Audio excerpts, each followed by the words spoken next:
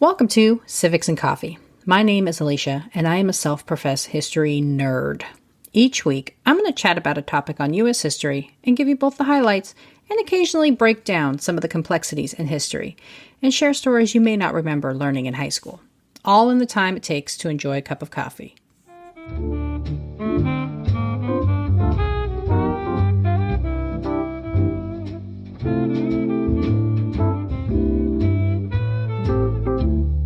Hey peeps, welcome back. Happy Women's History Month.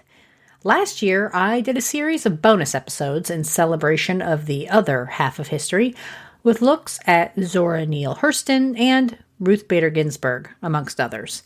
While I do not have bonus episodes prepared for this month, I am going to be releasing female-centered episodes for the month of March.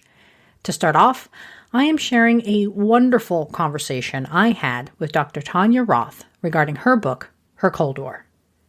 Tanya Roth earned her PhD from Washington University in St. Louis and teaches high school and middle school history at MICDS in St. Louis, Missouri.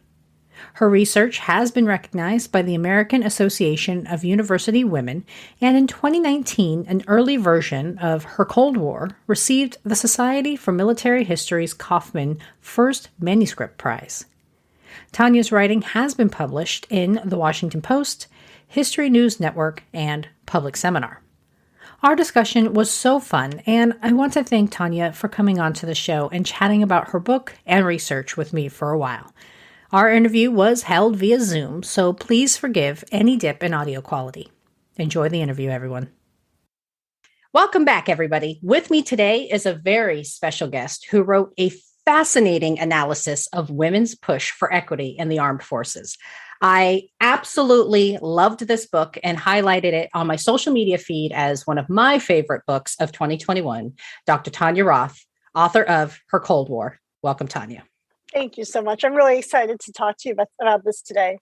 I'm really excited to have you here. And before we dive into the details of the book, I am curious as to what interested you in researching and writing about women in the military.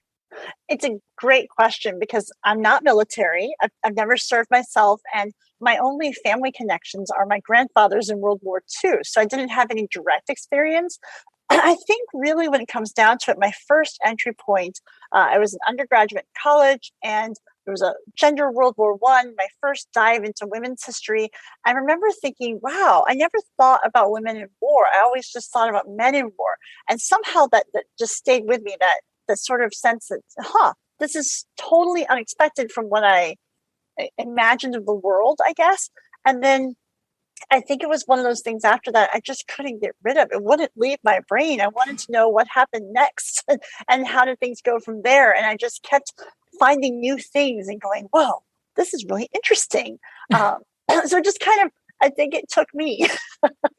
That's a great, I find that's how history is discovered, right? Like you get this question and you just need to know the answer of it. So I love that was the starting point. Your analysis, talking about your book, your analysis begins in the aftermath of World War II. Can you explain why your research started here?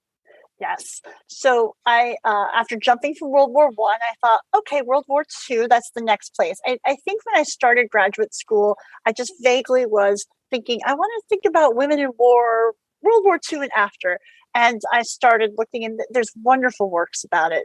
There's great histories of the Women's Army Corps and Rosie the Riveter. And it feels like, at least for me, growing up in the late 20th century and coming through college in the early 2000s, I remember thinking, okay, we know this story, and there's still really great stuff being written. So it's not done as a topic.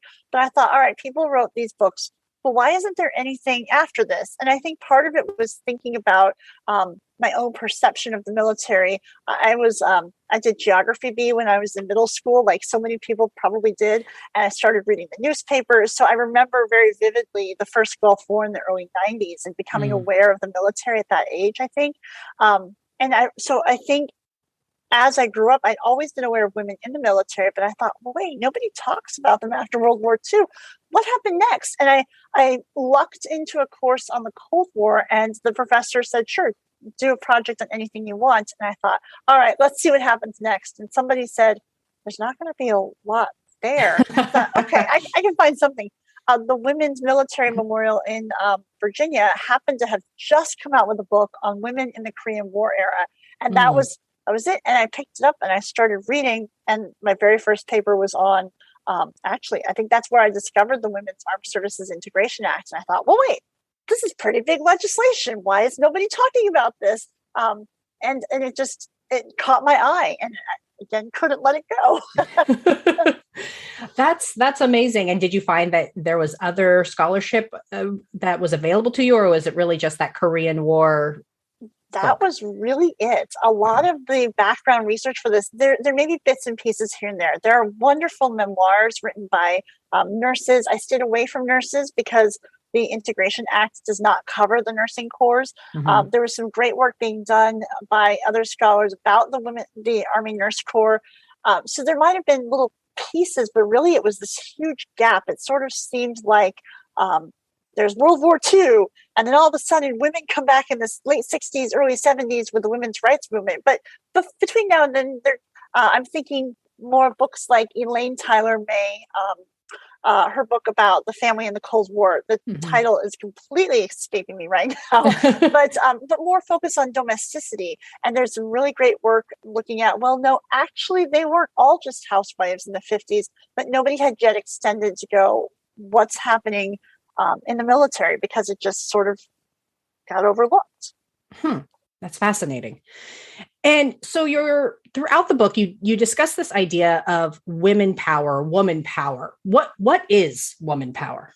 I love that phrase. And there was this great point. My editor said, did they actually use that word, or are you using that word? And I went, oh, that's a great question. I had to go back and look, and the government was using the phrase woman power. I think they initially just thought of it as a corollary to manpower, just that Mm. general sense of using personnel. But then I think kind of that, oh, well, okay, we're talking about women now, so we'll just say woman power. But there's a few interesting uses. Like there's a study on woman power, just generally, like essentially talking about not just military, but women's roles throughout society, thinking about labor, etc.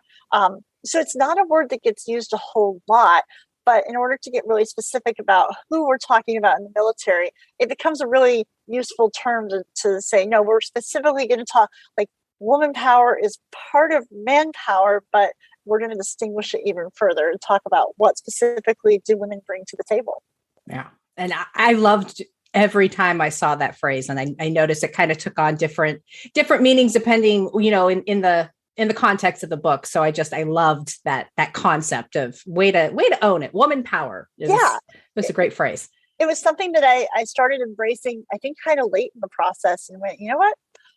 So I remember editing the book and going, yeah, that phrase, I can just put woman power right there, and that just gets it, and it sharpens it. I think, like you said, you see it in all these different contexts, and it Mm-hmm. becomes a really rich word. So Yeah. I'm a little obsessed. And so your book dives into the push for the Women's Armed Services Integration Act. So what was that exactly? And what did it do for women in the military? It's a really interesting moment. And I like to think of it two ways. It's on the one hand, if I tell people that General Dwight Eisenhower was leading the push for this, that's big. People know Eisenhower. He's a huge name coming out of World War II, and he was very instrumental. But on the flip side, there's also some women in the military pushing for this as well. The idea being, in World War II, a lot of the women serving, not exclusively, but many of the women are a little older. They're maybe in their mid to late 20s, early 30s. They might be married and have children in some cases. That might be more rare, but married for sure. Their husbands might be serving overseas. So, but there are a few women in the military who think, this is a good job for me. I would Mm-hmm. love to continue this after the war. Surely the Army is still going to need people, or the Navy, etc. Clearly we can do these jobs. It's not just about holding a gun and firing it. So some of the women in leadership think, no, we're done. This was just for the war. But a few of them, like Mary Halloran, excuse me, in the Women's Army Corps, are like, no, I can make a great career out of this, and it should be Right. a career. And other women need careers as well. I think because they see the practical benefits that even though the American ideal at the time was that women would become wives and mothers and stay in the home, on a practical level, many women needed jobs. Right. And maybe even, I haven't thought extensively about this, but it hasn't been that long since the Great Depression.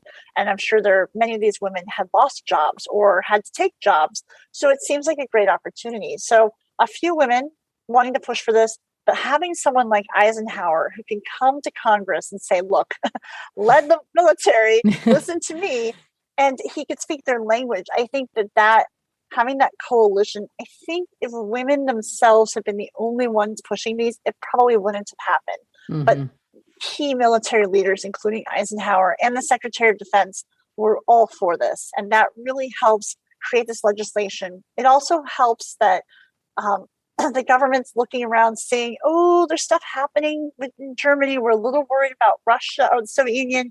What's going to happen there? We know we have to send troops to Japan, to Germany. We're going to have a much larger military.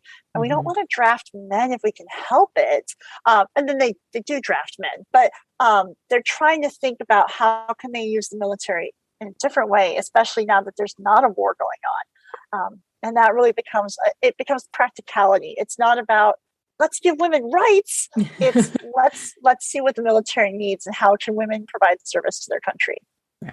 It was a fascinating. You did such a deep dive in it. I just found it infinitely fascinating, and the cause and effects and why it came up, and it was a very, very good overview of the act. Yeah. And so in the book, you discuss the debate surrounding reserve versus non-reserve status for women. Can you explain how that evolved? Yes. Simply put, for those who may not be aware, if we talk about reserve status for women, then that means that they're in the military, but because they're reserves, they're only called in time of emergency when the nation might need them. It's in contrast to active duty, where you join the military, you go off, you do your training, you stay in jobs in the military, etc. Many people will serve on active duty for a certain amount of time and then stay in the reserves. Others leave the military entirely. So a number of people in Congress, and they're men because Congress is male dominated in a very large way in the time. A number of the men in Congress say, okay, if we're talking about using women because we need the personnel, why can't we just use them as reserves? Do we really need them full time? Because it sounds like what you're saying is we had these successes in World War II. Let's keep the structures, and then we'll just bring women in when we need them.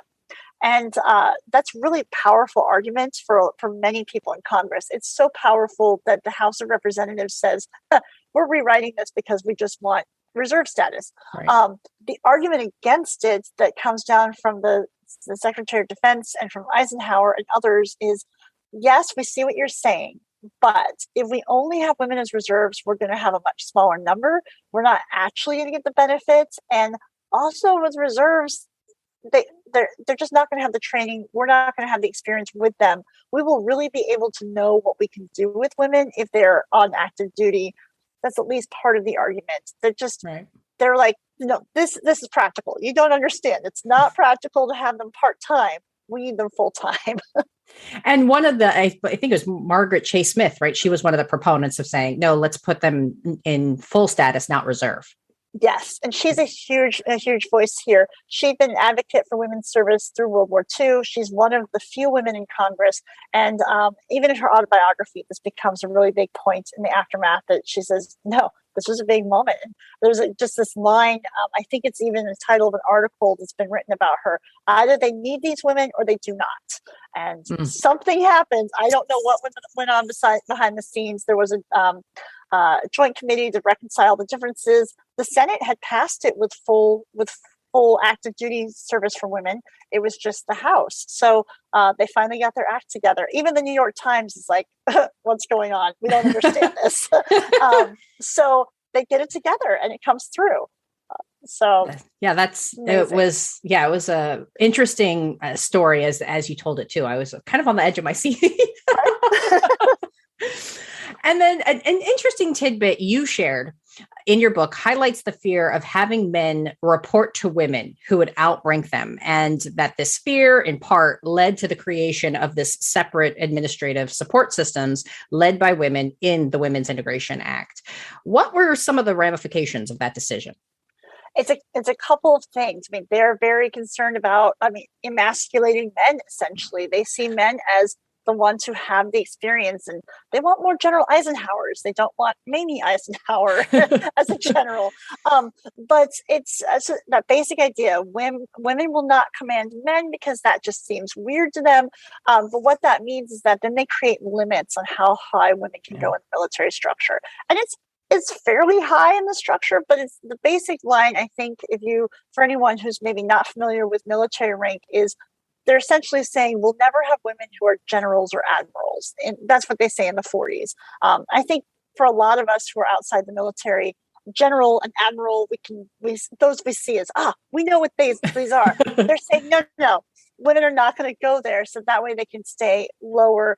And then what they'll do is they'll be given roles where they can command a group of women in either job roles, but maybe in their living quarters, but also the heads of the Women's Army Corps, they'll have women reporting to them, not men, but the women will report to men. And it's an interesting structure because it seems to create an environment where for your day-to-day job as a woman in the military, you will be reporting to a male commanding officer for the most part, but you will have other places in your career where women will be also above you. So there's extra layers of support. Right. Yeah, it was. And I think you made a good point of saying, one of the positive ramifications is that there was that female support system where as if they didn't allow this at least minor promotional ranks for these women, that it would just be all commanded by men and some voices would be missing from changes.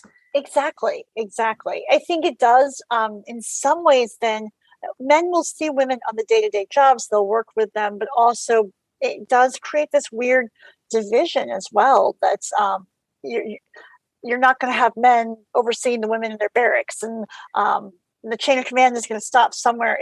And it does add to, in my mind, a little confusion. And I will confess, I think there are parts where I don't maybe have clarity on how the whole chain of command works in places, but it's got its benefits too. Yeah, definitely. So you outline how the ranks for women were altered based on normal military hierarchy and how women could only hold their rank while serving specific roles. Were you able to figure out why this decision was made? Yes. My understanding, and I'm flipping to the back because I have a table that helps me keep some of these things straight, to be totally honest, and get my details on some names and things. It seems my understanding is the number of colonels, for example, are set by law. There's the ways in which the military promotes at certain levels. It gets changed periodically. So they have this many people. So there are some regulations that govern those higher levels. So what they set up with the Women's Army Corps and the women in the Navy and the Air Force and so on is they say, okay, we can have one woman colonel in the Army Corps, Women's Army Corps, the women in the Air Force. The Navy is informally known as the Waves, a World War II phrase. And there it's going to be captain is the highest level that they will go, and the women Marines is colonel. So they're going to allow one woman in that role, and that's it. So I think they can leave those other slots for men. Right. You can only have that title when you are the director of that branch. So in the Navy, that's called the Assistant Chief of Personnel for women, but otherwise it's the director of the Women Marines and the director of the Women's Army Corps and so on. When you leave that role, for retirement purposes, because they presume you're going to retire after that, you're going to drop down in rank to lieutenant colonel if it's most of those branches, but commander if it's the Navy. So that's their permanent. You will never get higher than this rank, and that will set their benefits and their pay for retirement status. So my understanding is, and if there's someone out there who knows differently, I'm please tell me, please contact me, because there's a lot of intricacies there, but it seems to be that way. It's preserving most of those slots for men, right, who are still making up 99% of the military in the Cold War. Yep. Oh, yeah. And then part of the Women's Armed Services Integration Act provided the ability to discharge women for any reason, namely for pregnancy. I was surprised to learn that a woman was a vocal supporter of the policy. And I guess I kept finding myself wondering, did you find women being supportive of these types of policies was like a common theme throughout this fight for women's equity in the service? It really does seem to be. There are a few exceptions. I think that Major General Jeannie Holm in the Air Force, who serves from World War II when she's very young. She's one of the first to join the Air Force when women are admitted there, and doesn't retire till the late 70s, and then goes on to serve President Ford briefly. She seems to be one of the more advanced thinkers. A lot of these women are very we would call them traditional. They're very mid 20th century. No, mothers should be at the home. They wouldn't say that every woman has to marry and have children. Some of them, like General Mildred Bailey, serves for 3 decades. She's married but doesn't have any children. Some of them, they understand there's many options for women, but their voice seems to be saying, if you have children, that should be your priority. I think it really takes until the 70s for the thinking on that to change and to say, no, you actually can do both. Right. And also, I think there's a part of them thinking we will never get male acceptance if we're talking about women with children being in the military, because they're going to expect that mom's going to have to go take care of the kids. And how can we count on her if we have to go to war? Yeah, no, that makes sense. That puts a different context on it. And you discuss the psychiatric examinations women went through in order to join the service. My blood was boiling a little bit throughout that part of the book. But of course, part of this was the cultural bias that you outlined. But I was wondering, do you also think it was an intentional ploy to ensure the success of the program? Absolutely. I think that they're really very careful. It's like this fragile, it's like playing Jenga, but you're not pulling out things. You're right. Kind of stacking them the right way. In World War II, they had a couple of problems in the Women's Army Corps because it was so foreign to Americans that women could be in uniform. The 2 biggest charges they got leveled against them in World War II is, oh my gosh, they're all lesbians, or they all just want to get married. They're all seeking men. And on the one hand, it's okay if they're all seeking men, but also there's that sense that maybe these are women who just want to go sleep around and are not the most wholesome girls out there. So they're really thinking, how do we appeal to parents and ensure them that their daughters are not going to have the wrong people, quote unquote, to associate with? So they really want to make sure they don't want to have those charges leveled against them. It's a time when homosexuality is still defined as a psychiatric disorder. So that's huge for them. They're applying the same to men, but they're really concerned about it with women, especially because they have this perception that, while their perception of homosexual men, on the other hand, might be that I'm thinking Corporal Klinger in MASH. If you haven't seen MASH, Klinger dresses up as a woman for seasons and seasons, hoping to get a discharge because he dresses like a woman and he must be. I don't know if they ever try to say that he's pretending to be gay, but he's certainly not being a manly man. Right. So where they would expect that a homosexual man might try to get out of the service because he might be effeminate. They're worried that military service might attract women who are lesbians because they think lesbian equals mannish. And so they have all sorts of stereotypes and thinking in their heads that are really not true. But that's their perception, and it's all they have to go on. So they think, okay, if we do this, this, and this, we can eliminate all problems. Which is, yeah, it was challenging for me to get through that part. So I was just like, really? It's a hard section. Yeah. And also part of your book discusses the integration of the service and how it was a bit easier for the women's services. What did your research uncover about the specific barriers for the minority recruits? It's such a great story because we don't often think about the fact that the military desegregated, in theory, 6 weeks after the Women's Armed Services Integration Act passed. And the men's services just take much longer, but you're setting up the Air Force for women and the Marines for women. And within a couple of years, they're effectively integrated. but they're dealing with much smaller numbers of women who want to join in the first place, and they set educational standards at a Mm-hmm. decently high level. And this is before Brown versus the Board of Education. So there are absolutely African Americans who are, because they're graduating high school, they're going to college.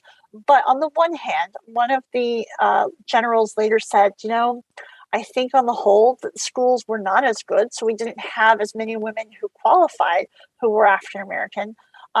There's that, and I don't. I remember looking at statistics and going, okay, we can look at the numbers of African Americans graduating high school versus whites. So there's that on the one hand. On the other hand, I think there's a cultural element that fits two ways. Recruiting offices, they're not separating them by gender. So in order to just go down the street or go wherever in your town may have a recruiting office, there might be a man there. It's likely to be a man who's recruiting. They'll have women in some places. So I can imagine for Black women and for Black men, volunteering to join the military might have been a much harder opportunity, especially Mm-hmm. in places like the Deep South. So I think there were some of those that just, I'm going to say environmental things. Mm-hmm. That said, there's certainly Black service women who had family members who served. They were aware of military service. They were very interested in this. African American publications like Jet Magazine were highlighting women's service and highlighting some of the Yeah. first women to get to big ranks. So there's certainly that opportunity. It's much smaller than it probably should have been. The Right. recruiting materials are also highlighting white people. They're not looking beyond that. And there are also certainly Hispanic women who are joining the military and other women as well. But it's much smaller than it should be till the 1970s. Yeah. That was another kind of troubling part. Not surprising, but it was a troubling part of the Right. book, right? I wasn't surprised to learn that it was kind of such a barrier, but still kind of a bummer. And you spend time in your book detailing the various cosmetic requirements women had to meet in order to be considered, quote unquote, military approved. Can you share some of those requirements with us and how it kind of juxtaposed with the male requirements? Yes. I think when we think of servicemen, we think maybe buzz cut, right? Like no Mm-hmm. facial hair, very short hair. And that's about it. You're going to be in your uniform, you're good to go.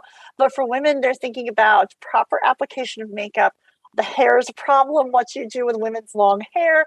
And not to mention for African American women whose hair has to be fixed in different ways. They have no idea what to do about that.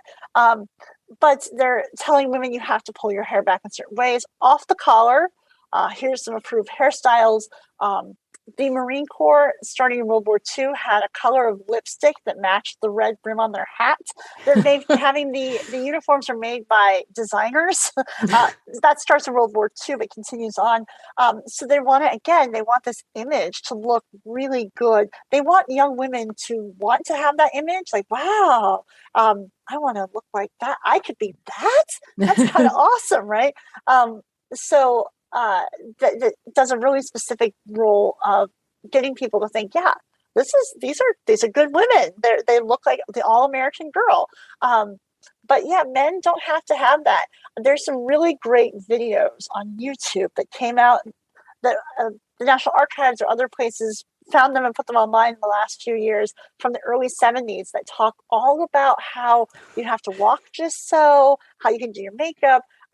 They're fascinating to watch. Being able to see that and go, wow. At the Air Force Archives in Alabama, I found a couple of pamphlets produced by the Toilet Paper Goods Association, something to that effect, that have all these advice for personal hygiene. Here are look at your face shape. How can you determine how you should wear your hair and how you should do your makeup? It takes time. Within about a decade or two, they're actually having sections that address African American women and ways to style their hair and think about their makeup colors. But that takes a longer time. But yeah, it's and by the 60s and late 60s, early 70s, some women are saying, there's a woman who shows up at some of her training wearing bright blue eyeshadow purposely. What was it? She took some eyeliner and made a cat face, I think. I think this stayed out of the book. Just to be like, oh, you want me to wear makeup? I'll show you how I will wear makeup. I love that little rebel. Yeah, I do too.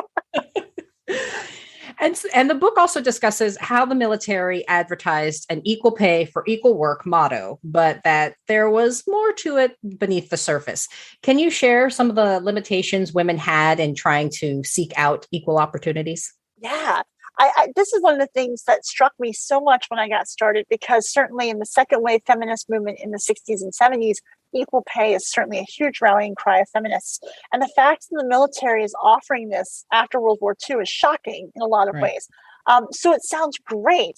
It is based on the military's rank system. So if you are an E1 enlisted in the very lower level, that's your rank. Doesn't matter as long as you're at that rank. But because of the rank limitations that will limit opportunities for women, during the Vietnam War, you have men also getting hazard pay if they're serving in certain areas for the Vietnam War. There's also the jobs women are left out of and the ways that affects their progression up the rank ladder. So on the one hand, it's still powerful to say we're going to classify everybody on these ranks. But I think informally, what's hard to account for is, are men being recruited or being advanced in certain other ways and maybe faster than women? Are women missing out either because they are not serving very long for various reasons, or whatever may be happening in where they serve? Right. And they weren't even, it wasn't even a question about combat. Right. And that Exactly. is how a lot of men got bumped up through the ranks, is that they got all these service medals. Yeah. Yeah. It was fascinating. That was a fascinating part of the book as well. And then you cover the loopholes that women went through in order to stay in service despite their pregnancies, which, as we discussed earlier, was one of the reasons that the military could get rid of or discharge women. So can you share more about the extent that these women went to to get at, to have this loophole? It's so interesting because in theory, you get pregnant, you're out. But this is also a period when you can't just go get a pregnancy test at the drugstore, pee on a stick, and find out. This is, you have to go to the doctor, and it takes a lot more to figure out whether you're pregnant. So there are a number of women who just luck out in some ways. They don't know until very late in their pregnancies. So they're in service much longer. Or they know and they have a commanding officer who's like, just stay here. We'll keep you until you give birth. So they get around it that way. But then there's also women who are so invested in their service that they give their child up for adoption to their parents, for example. They relinquish their parental control, or they leave. There's some women who leave, raise their children a few years, and then come back after their child gets a little older. But I think that instance of adopting your child to your parents, for example, is I don't know how common it was. I know it's still something. The Washington Post had an article this last fall about a graduate of the Air Force Academy who had to do that even 10 years ago. If you are in the military academies, even now, it's the last place that seems to do this. If you are in the military academy and you get pregnant, the only way to finish out your service is to legally relinquish your child. Wow. So this family is paid.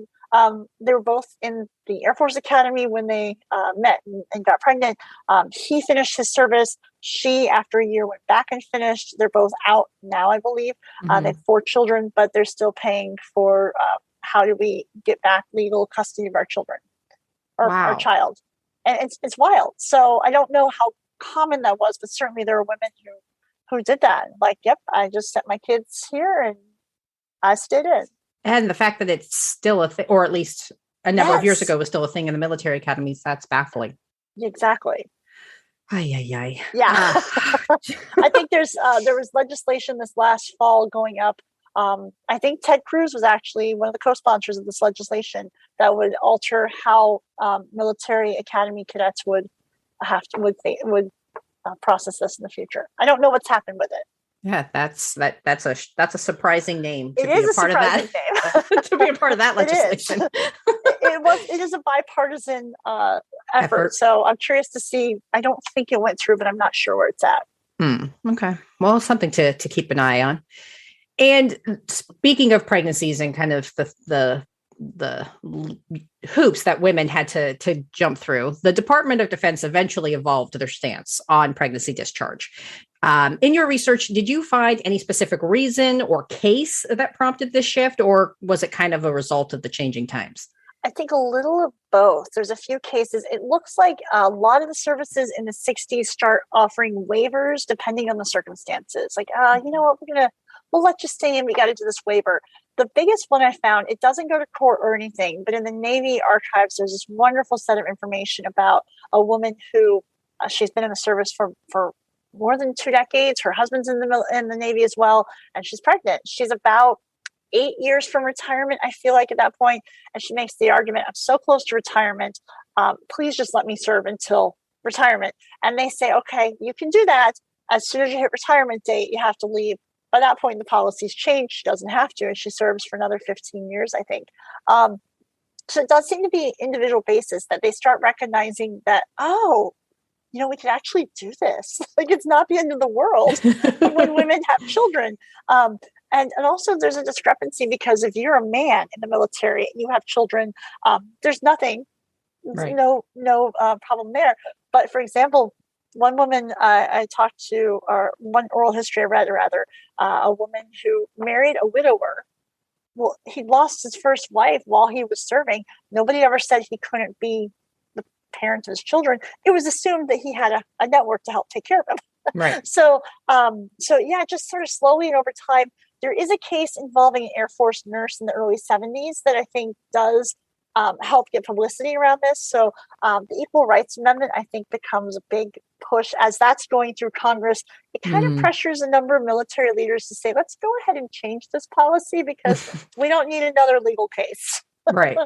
And I think when you were talking about the individual exemptions, that some of them were from the women that were like highly, highly trained in very specific functions. And so it was kind of the military, again, pragmatic. It wasn't, female equity. It was more like, well, we've spent all this money training this person and there's not a lot of people that can do her job. So yeah, let's go ahead and give her an exemption. Exactly. Yeah. And maybe in some ways the Vietnam War helped with that because it is a time where they need a lot of personnel as this is changing in the 60s. So, let's just do it. Yeah. And kind of speaking on military's evolving policies, you do outline the military's policy on homosexuality, and you covered a few women who fought these policies with some success. Can you share more about their efforts and why they were unable to effectuate more broader structural change? Yeah, this is such a tough area because, as we talked about earlier, the psychiatric correlation that homosexuality is a psychiatric disorder, it really puts a huge no on this. But I'm going to say, I mean this with quotations around it, the easiest thing to do is, I think this is where we get don't ask, don't tell, is we know there are many service members who have stayed in the closet in the Cold War and the late 20th century. So that might help explain don't ask, don't tell, right? Like, everybody knew there were gay military members. So for a number of women, especially in a time when it's prior to the mid 70s, it's nobody talks. Like, it's just known that you don't come out of the closet unless you're in really certain circles. So I think we have many people who serve that we'll just never know. But there are a few people who, like, there's one woman who basically tells them and nobody does anything. And at least that's what she says in her story. I didn't include this here, but there's a woman I know of, Miriam Ben Shalom, who in the 70s and early 80s does take them to court saying, hey, look, I'm gay. I want to stay in the military. Not as successfully, but it certainly provides important foundation. Yeah. It was I was kind of fascinated to watch the trek, and it helped. For me, it helped provide the context of where Don't Ask, Don't Tell came from. So exactly. Yes. It was good details. And so your book ends in the 80s. And so can you summarize how the concept of woman power evolved from post-World War II to the era of Reagan? Yes, it's a really interesting period in the 80s because we get in the 70s tons and tons of change. The Equal Rights Amendment helps with a lot of that. They get rid of the administrative structures for women over the course of that decade. So the Women's Army Corps is done in 78. The first women to graduate the military academies do so in 1980. And Reagan comes to office. There's a phrase that General Jeannie Holm used. It got called woman pause, this period of, well, let's not put more women in the military. And certainly by the early 80s with the women's liberation movement having had huge amount of time to pervade American consciousness. People are starting to talk about women in business, women in work, but there's this conscious effort. Let's not really expand. And yet, women serve in Panama, for example. Women are taking on a few other roles. It doesn't. There's not really progress being made per se, but there's also not backstepping except for maybe smaller numbers. So by the time we get to the early 90s, the Gulf War, I think, is a huge important point, because that's when they start going, well, wait a second, women flying. and that's an area there's some really great work being done on the evolution of women's aviation in the military. Starts in the 70s and continues through the 90s and beyond. So it kind of, we go from these little changes after World War II that are, I think, momentous, letting women in permanently, and this idea of equality. And then kind of the 50s, maybe not a lot happens, but then the 60s and 70s, these changes. And then it kind of settles in a little bit longer. And then we get a blip in the Gulf War. We get some more conversations. Oh, we couldn't have done this without women. Maybe a few changes happen. Don't ask, don't tell comes in. And it all kind of, by the time we get to the early 2000s, it's like, well, wait, actually there are women kind of everywhere. Yeah. And we got to rethink what this means.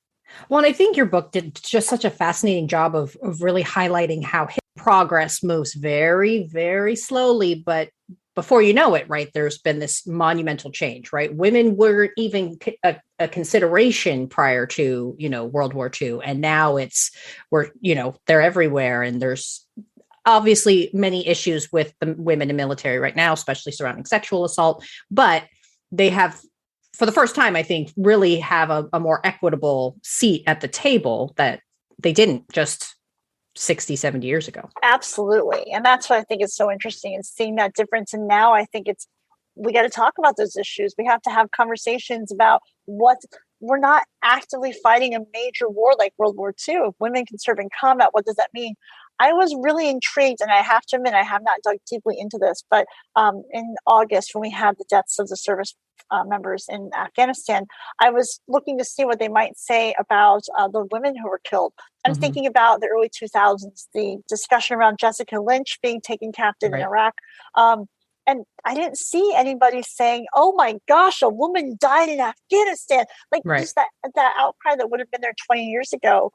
It was just, no, service members died. And this is really sad and really tragic, but not saying, oh, a woman died. What do we do? It's come such a long way. And it feels sad that we have to say that's come a long way. But I'm curious to see how this evolves further in the years ahead.